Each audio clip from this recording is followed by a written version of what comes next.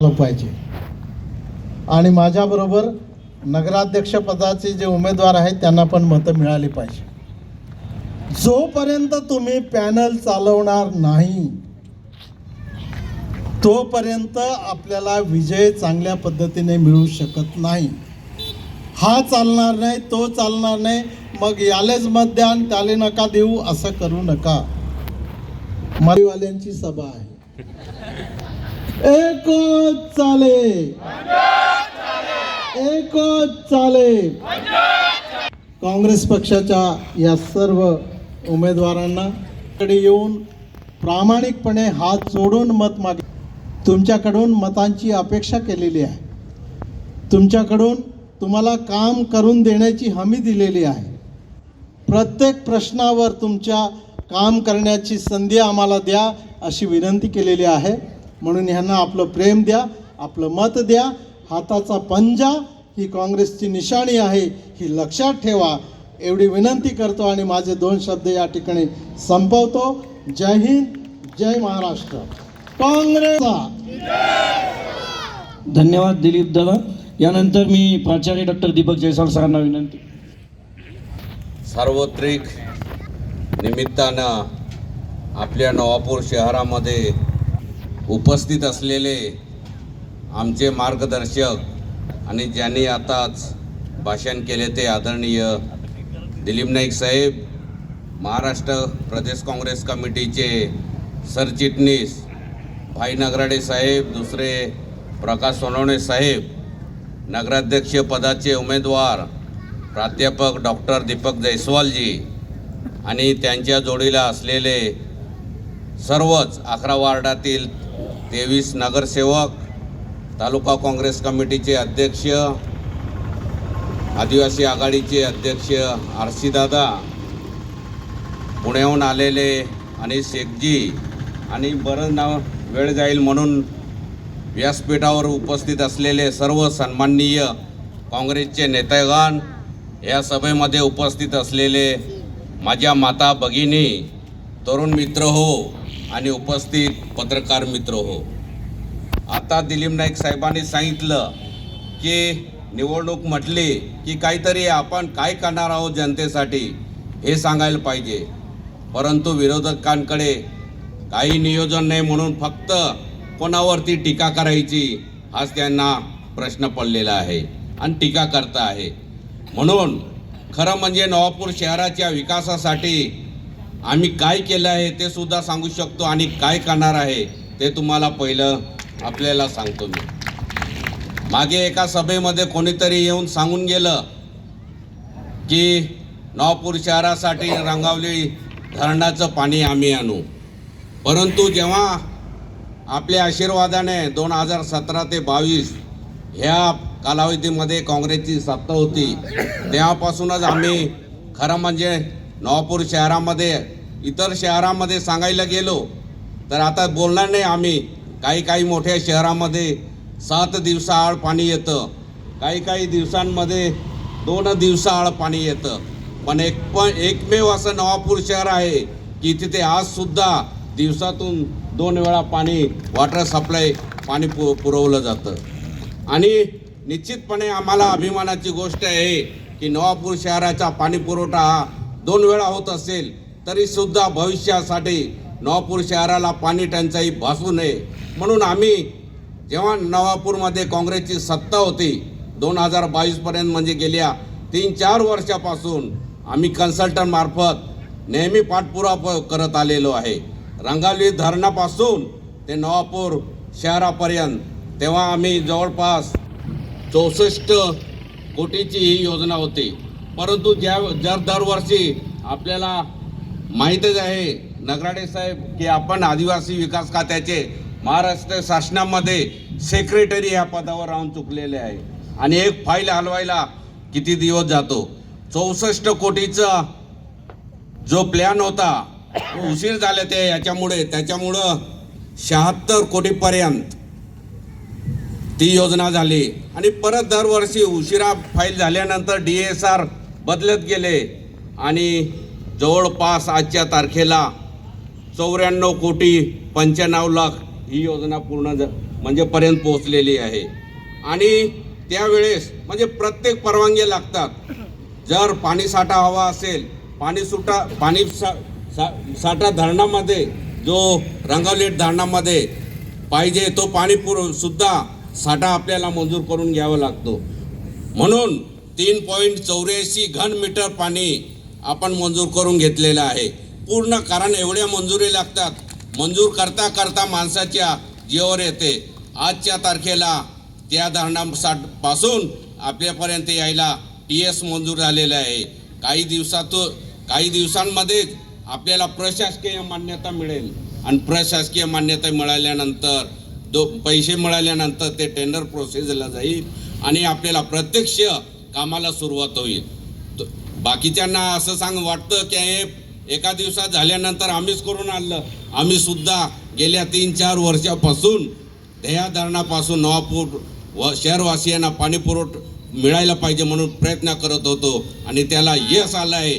परंतु कोणीतरी येऊन सांगत असेल की हे धरणाचं पाणी आम्हीच आणलं, हे खोटं स्पेशल चुकीचं आहे. मित्रांनो, नवापूर शहरासाठी लहान चिसपाळा असेल, काळंबा असेल, करंजी आवारा असेल, तीनटेंबा असेल, लालबारी असेल, इथं बऱ्याच ठिकाणी एखाद्या शेतीच्या जागेवरती घरकुलं आहे किंवा अतिक्रमणावर घरकुलं आहे.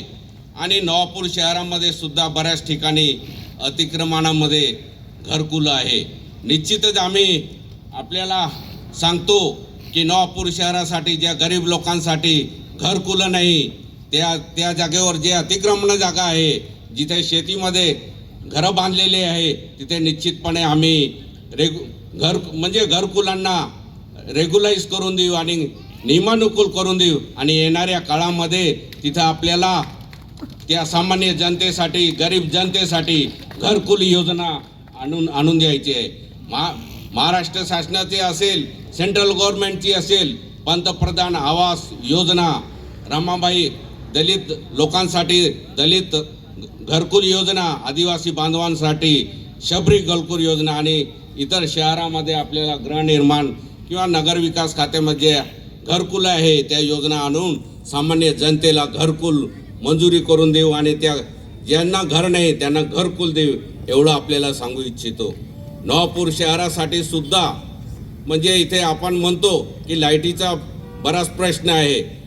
नंदुरबार जिल्ह्यामध्ये दाव्याने सांगतो, खात्रीने अभिमानाने सांगतो की नवापूर तालुक्यामध्ये म्हणजे जिथे नंदुरबार जिल्ह्यामध्ये 132 केवी केंद्र एक हे असेल, परंतु नवापूर तालुक्यामध्ये 2 132 केवी केंद्र आपण मंजूर करून आलेले आहे.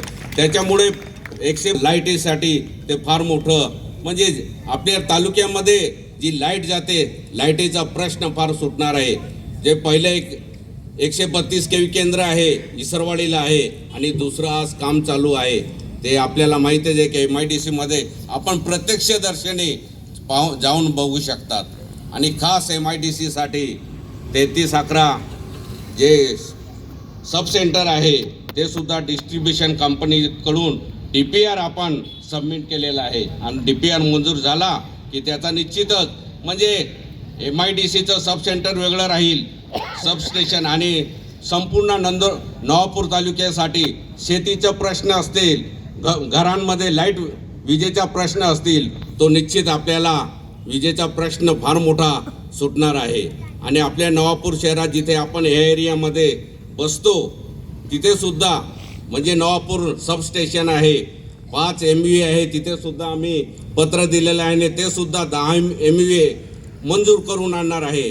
आणि ह्या लिमळावाडी एरियामध्ये जे 11 KV मेन लाईन जाते आहे तिथे सुद्धा आम्ही कव्हर कंडक्टर टाकणार. आणि म्हणजे ह्या एरियामध्ये जी लाईट जाते आहे, हरिभाई तुमच्याकडे जे जात सेमी कंडक्टर टाकल्यानंतर ह्या पूर्ण नवापूर शहराची लाईटचे प्रश्न सुटणार आहे. असे विकासाचे काहीतरी काम बोलायला पाहिजे. आम्ही इथे जे पूर्ण सर्व समाजाचे लोक राहतात, माझे सर्व हिंदू, मुस्लिम, हिंदू, ख्रिश्चन भाऊ पूर्ण नवापूर शहरामध्ये आजपर्यंत सलोख्याचे संबंध राहतात, प्रेमाच्या संबंधाने राहतात, एकमेकाच्या सुखदुःखामध्ये राहतात, जातात, फिरतात. प्रत्येक समाजाचा घटक इथे राहत आलेला आहे. कधी हे नवापूर शहर अशांती म्हणून निर्माण झालेलं नाही. शांत सर म्हणून इथे नवापूर शहर आज नावारूपाला आपला पाहतो आहे. आपल्या प्रत्येक समाजाला एवढं सांगू इच्छितो की ज्या ज्या समाजासाठी आपण काही ठिकाणी निवडक जागा दिलेल्या, समाजासाठी सुद्धा आम्ही जे ओपन स्पेस असतील तिथे सुद्धा जागा दिलेल्या आहे. आणि इतर समाजाच्या ज्या कोणाकडे जागा नसतील त्या समाज बांधवांना सांगू इच्छितो की नवापूरमध्ये ज्या ज्या जागा आम्ही उपलब्ध करून देऊ आणि सामाजिक सभागृहसुद्धा बांधून देऊ. प्रत्येक समाजालाही आपल्याला ग्वाही देतो. नवापूर शहरामध्ये रस्त्याचा व रहदारीचा प्रश्न आहेच, पण रहदारीसाठी सुद्धा विशेष जेव्हा तुम्ही आपण नगराध्यक्ष पदावर दीपक सर आणि ह्या पूर्ण टीमला निवडून दिलं तर जिथे जिथं वाहनस्थळ आहे तिथे आपण त्यांच्यासाठी वाहन वेगळं थांबायचं हे करू. काही वेळा आपण आंबेडकर पुतळ्यापासून गांधी पुतळ्यापर्यंत जातो, एवढी ट्रॅफिक असते, यायला 10-15 मिनटं लागतात. तो हा रहदारीचा प्रश्न आपण फार मोठ्या प्रमाणात सोडवूया. आज भरपूर बोलण्यासारखं आहे, वेळसुद्धा झालेली आहे. बाकी लोक सांगतात आमच्यासारख्याला टीका टिप्पणी करतात, परंतु आम्हाला त्यांना एवढंच सांगायचं आहे, राष्ट्रवादी पक्षाचे जे नेते आहे भाऊसाहेब, त्यांचा उमेदवार जयवंत जाधव आहे. मी एका रिक्षा आपले गाडीमध्ये फिरताना नेहमी त्यांची स्क्रीन बघतो की जयवंत जाधव नवापूरचा आधार. आपण काय एवढे निराधार आहोत का? जो माणूस उदरनिर्वाहासाठी बाहेरून येतो आणि आपल्याला इथे सांगतात की जयवंत जाधव नवापूरचा आधार. नवापूर शहराचा, तालुक्याचा प्रत्येक माणूस स्वाभिमानी, स्वकष्टाने काम करतो, स्वकष्टाने पैसा कमवतो. नवापूरच्या जनतेला कोणाच्या आधाराची गरज नाही आहे, प्रेमाची गरज आहे, सुखदुःखामध्ये येण्या जाण्याची गरज आहे. जयवंत जाधव बोलायला गेलं तर फार उकरून काढता येईल. तो त्याने कधी आमच्याबद्दल सांगता फोन नाही उचलत. अरे तो साधा कर्मचारी, कोणाचा फोन कधी उचलला आहे का त्याने? सांगून द्यावं. नेहमी ते मला कोणीतरी सांगितलं, नेहमी काळा गॉगल घेऊन फिरतो आणि आमचे भाऊसाहेब म्हणतात की माझा तो बंधू आहे. अरे बंधू, खरे बंधू तर आमचे नंदू भाऊ आहे, राजेश भाऊ आहे. माणसामध्ये, कुटुंबामध्ये मनभेद किंवा थोडंसं मतभेद होऊ शकतात, परंतु एवढं बी नाही. एवढं तुम्ही डायरेक्ट जयवंत जाधवला लहान भाऊ बनवून टाकलं. आम्ही आता नंदूभाऊला असं सांगणार का, हो नंदूभाऊ तुम्ही पण नंदूभाऊ जाधव झाले का? जयवंत जाधवला आम्ही जयवंत गावीत म्हणणार का? एवढं काही लाचारी झाली की त्याने डायरेक्ट भाऊच बनवून टाकला. त्याने फक्त आता आरसी दादाने सांगितलं की त्यांना पैसा गोळा करून देण्याचं काम करतो. जिल्हा परिषद असेल, पंचायत समिती असेल, नगरपालिकेचं असेल किंवा लघुसिंचनचं कोणतंही टेंडर निघा, अगोदर जयवंत जाधवचा फोन जातो. इथे कॉन्ट्रॅक्टर वगैरे बसले असतील किंवा कोणत्याही कॉन्ट्रॅक्टरला आपण विचारा, डायरेक्ट टक्केवारीची गोष्ट करतो. साधन ग्रामपंचायतीचं काम असतील, सरपंच ग्रामसेवकाला फोन जातात. अंगणवाडीचं काम असेल, एखादं जिल्हा परिषद रस्ता असतील, जिल्हा परिषदच्या रस्त्याबाबत आपण करंजी गटामध्ये गेला असाल किंवा रायगण गटामध्ये गेला असाल, रस्ते खाऊन गेलेले आहे. ती कोर्टामध्ये आज सुद्धा केस हायकोर्टात चालू आहे. तर ह्या जयवंत जाधव फक्त ठेकेदार, म्हणजे एक पूर्ण ठेकेदार आहे. टक्केवारीचं म्हणजे घेऊन देण्याचं काम करतो. एक साधं उदाहरण द्यायचं राहिलं तर नागझिरी ग्रामपंचायत देतो. तिथे का देतो की त्यांचा आत्याचा मुलगा एक प्रकाश गावित म्हणून त्याची बाई सरपंच आहे आणि त्या दादाला, प्रकाश दादाला हा जयवंत जाधव सांगतो अंगणवाडीचं काम, जिथे आपलं लहान लेकरं शाळे म्हणजे बालवाडी अंगणवाडीमध्ये शिकतात, तिथे म्हणतात त्या सरपंचाला 10% देतो का? म्हणजे आत्याच्या मुलाकडून सुद्धा 10%, 1,10,000 रुपये घेतले. मला त्या प्रकाश भाऊने येऊन सांगायचा की आम्हाला असा त्रास झाले. म्हणजे असं ठेकेदारीचं काम हा जयवंत जाधव करत असतो. आणि अशा माणसाला तुम्ही मत देऊ नका असं आपल्याला सांगतो. आज सांगायचं झालं तर पतपडी साखर कारखाना पतपेढीमध्ये सुद्धा 2.5 लाख द्यायचं, म्हणजे जो कर्जदार असतो 2.5 लाख आपण देऊ शकतो. परंतु त्यांच्या कुटुंबियांना, जयवंत जाधवच्या कुटुंबियांना, भाऊसाहेबांच्या कुटुंबियांना, त्यांच्या कर्मचाऱ्यांना 25 लाखाचे कर्ज दिलेलं आहे. म्हणजे नियमानुसार कर्ज द्यायची काहीतरी मर्यादा असते, परंतु असंख्य आणि अशा पद्धतीने कर्ज दिलं आहे की ज्या ठेवीदारांचे पैसे डुबवण्याचा प्रयत्न केलेला आहे.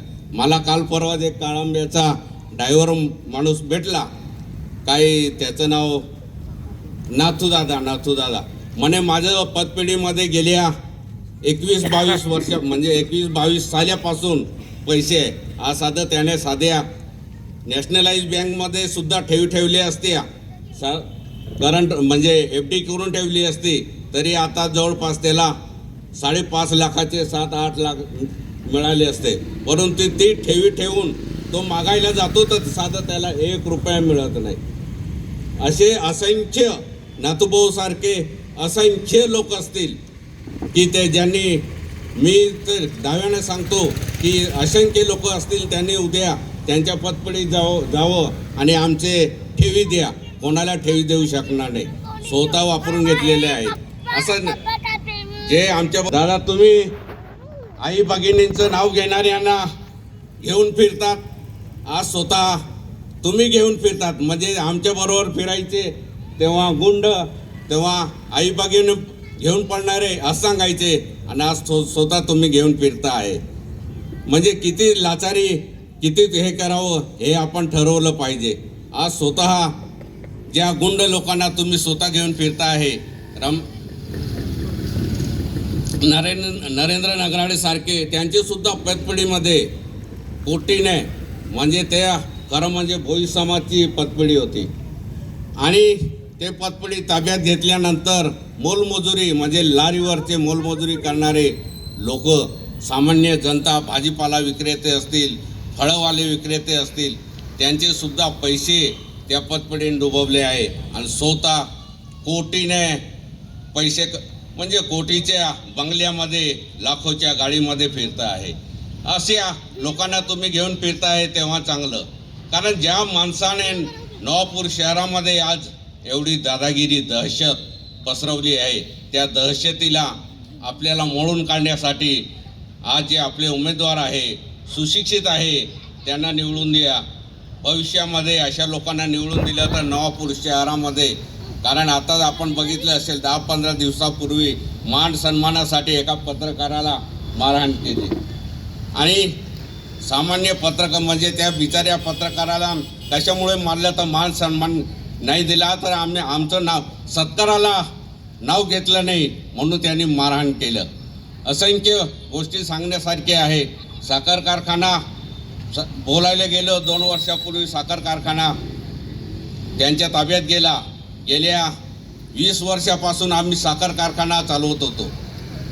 एकही शेतकऱ्याची साधी कंप्लेंट नव्हती. काम करता आले असते, परंतु फक्त नावाला बोगस कामं केले आणि बिलं काढायचं काम केलं. अशा लोकांना आपण आता धूळ चारायचं काम करायचं आहे. मित्रांनो, बोलण्यासारखं फार आहे. अजून भाई नगराळे साहेबसुद्धा बोलतील, परंतु आपल्याला निश्चितपणे असं सांगतो की कधी हे नवापूर शहरामध्ये आम्ही जातीभेद केला नाही, धर्मभेद केलेला नाही. प्रत्येक समाजासाठी सगळ्या समाजाने गुण्या गोविंदाने राहावं. कोणाचे पैसे डुबवले का, कोणाकडून देणगी घेतली का, कोणी सांगून द्यावं. आज सुद्धा व्यापारी माणूस आमच्यापासून कधी दुखावला गेला नसेल, कधी कोणाचं चांगलं केलं नसेल तर कोणाचं वाईट सुद्धा केलेलं नाही. म्हणून तुम्हा माझ्या व्यापारी बंधू भगिनींना, नवापूर शहरवासियांना विनंती करतो, आज आपल्याला सांगितलं की आम्ही जातीभेद कधीच केला नाही. मुस्लिम बांधवांसाठी सुद्धा